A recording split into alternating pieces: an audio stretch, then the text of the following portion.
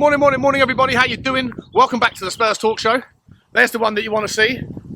She's looking for squirrels. Are you? Whatever your squirrels are in life, I hope you are pursuing them, and one day you'll catch yours. Guys, please do me a favour. As I wish you all the health and happiness in the world in whatever you are pursuing, please hit the like button for me if you enjoyed the content. Hit the subscribe if you haven't already on the channel. I think we're nearly now at 17,800 fans or so that have gone before. Welcome back to them. Welcome to the new. If that is you, please also hit the like notification bell and drop a comment. Let me know your thoughts on today's topic. And we've got some transfer news that's coming out of Central Europe. I had to write this newspaper's name down because I've never heard of it before, but apparently it is a pretty good source in Belgium, and that is, it's from Het Leicester Neuja. I think that's the accent. It might be Dutch. It might be a Dutch newspaper because my accent sounded Dutch. So now that I've said it in Dutch with a Dutch accent, I'd rather it be from Holland than from Belgium because I don't know what the Belgium accent actually is. I think it might be more Frenchy. Anyway, they are talking all about Gift Orban and that Tottenham are poised to go back in January, early January, maybe even as early as late December.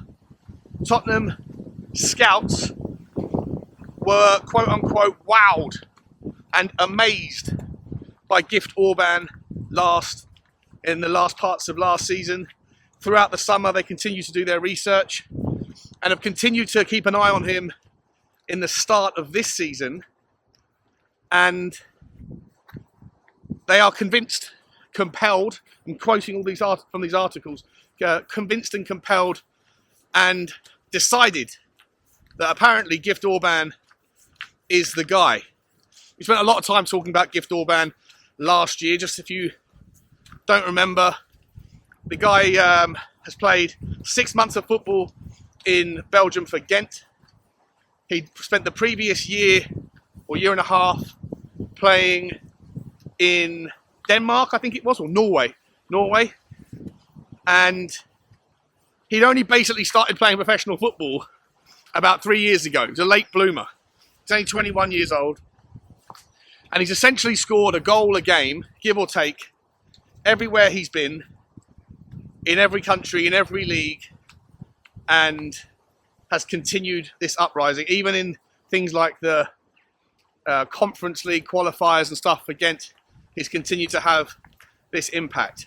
Reminds me to look at and to kind of watch him play. He's very direct, powerful, fast, incredible acceleration. Personally, I think he reminds me a little bit of like Steven Bergwijn, but someone who can absolutely finish. I really like watching him play. I love watching his highlights. It's a really interesting nine, and Tottenham, according to this report at least, have clearly made the decision that they still need to go back into the market and get that nine to support the forward options we already have.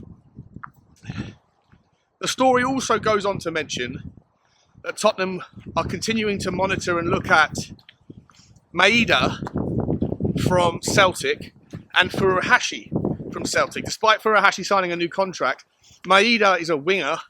I'd make the argument we don't need any more wingers.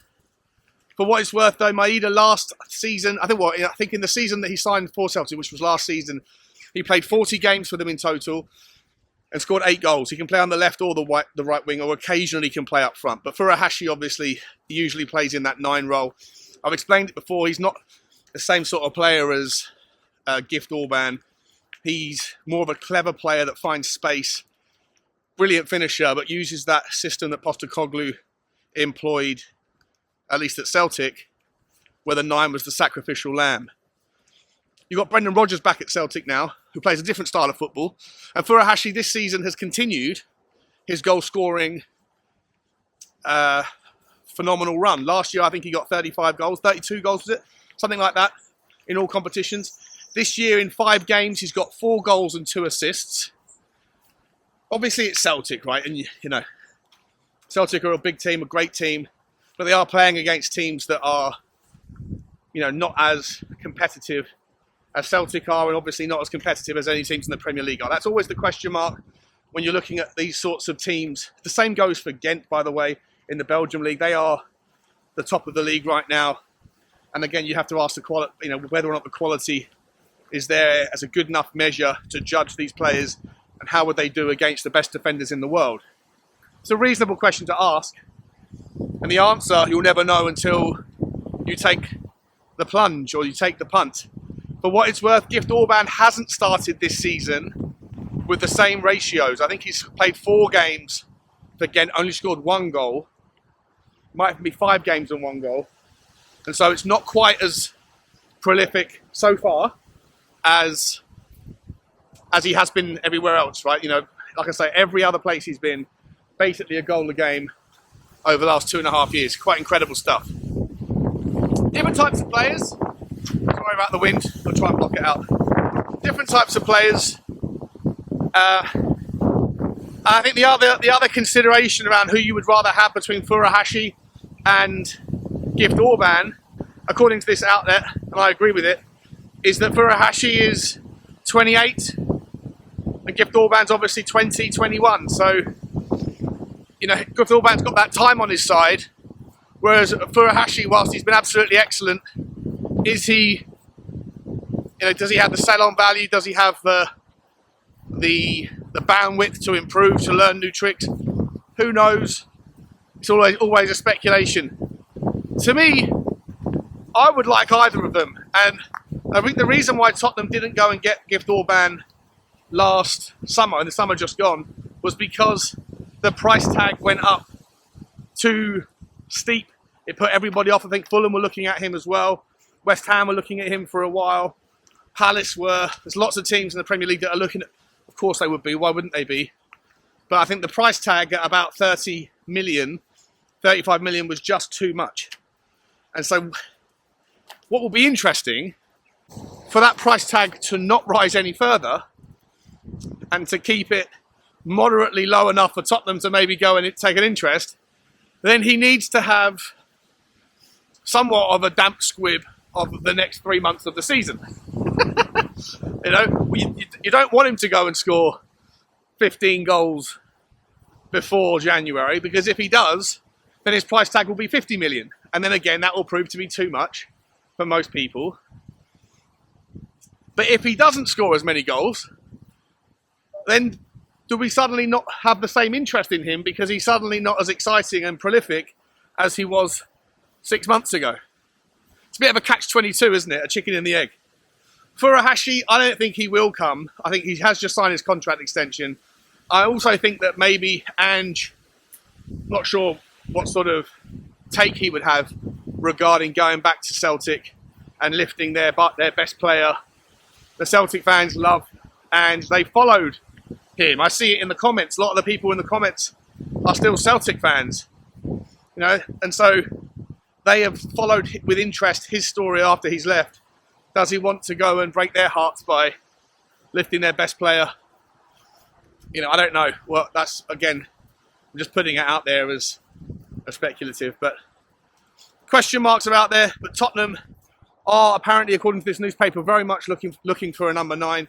We've still got the other names that are out there, and the article does mention them. Ivan Toney is still a big consideration, a big interest, although he made it clear to me in those comments that he wanted to go to Arsenal. So I don't know how I feel about that. But listen, good player if he can put his troubles behind him.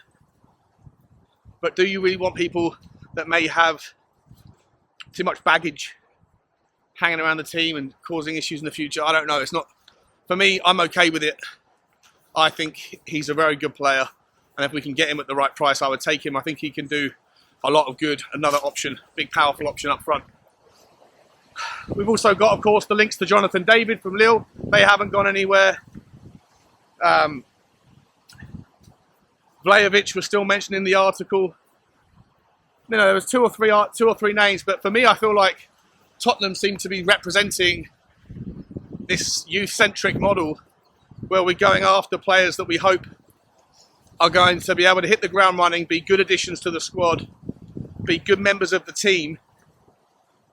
Sonny, for what it's worth, yesterday talking about how he's never seen this kind of family environment that's that's kind of being formulated at Tottenham, it wasn't the same before, and he says he absolutely loves it. Everyone's pulling in the same direction. Things you love to see. Things you love to see. And so, picking the right number 9 in January, if that's the route that we do want to go, if that's the article's truth, then it's important to just not think about the price tag. It's important to not just think about the capabilities of the player from a technical perspective, from a physicality perspective, from an age perspective, but it's also important to try and get to know as best you can via clever scouting what sort of person he is. Is he going to fit into the team, the family unit? Is he going to be someone that pulls in the right direction and ultimately continue this path where the sum is greater than the parts? I think all too often in football there is teams that do well because they have figured out that the sum is greater than the parts, and there's teams that struggle despite having wonderful individual talent because the parts are greater than the sum. And that is probably the difference between 15 points at the end of the season, whether you're there for each other. So I don't mind. I'd like Furuhashi if he's available. If Ange wants him and the contract thing is still not going to be too much of a stumbling block, I like Furuhashi. If he wants to come in and be the payer, I'm fine with it. If it is Gift Orban, if we're deciding to continue with the youth-centric model and the price isn't too prohibitive and he actually does have the mentality to be a part of something great, then so be it. Maybe the whole story's nonsense and we were just waiting for the chance for Alejo Veliz to be ready to participate, and the fact that Richarlison now is on the back of a goal and an assist, maybe he can turn his season around and get some continued vein of form where we don't need a number 9, where we already have the options of Sonny, Richarlison, maybe Decky pulling central in the last 5 or so minutes of the game against Sheffield United. He came into centre and was a brilliant addition centrally, so there's an option there. Brendan Johnson can also play number 9. Maybe the article is putting 2 and 2 together and getting 5 and it's unnecessary, but I still believe that there is going to be a search for an out-and-out 9 in the summer, and it'll be interesting to know who it is that we go for, who we spend the entire summer chasing, the winter, who we spend the entire January window chasing, and whether or not we actually end up with someone. Let me know your thoughts though, guys. Who would you prefer? Is there a name I haven't mentioned that tickles your fancy? Either way, let's look forward to the Arsenal game, and I will see you later. Like, subscribe and comment, and as always, bye-bye.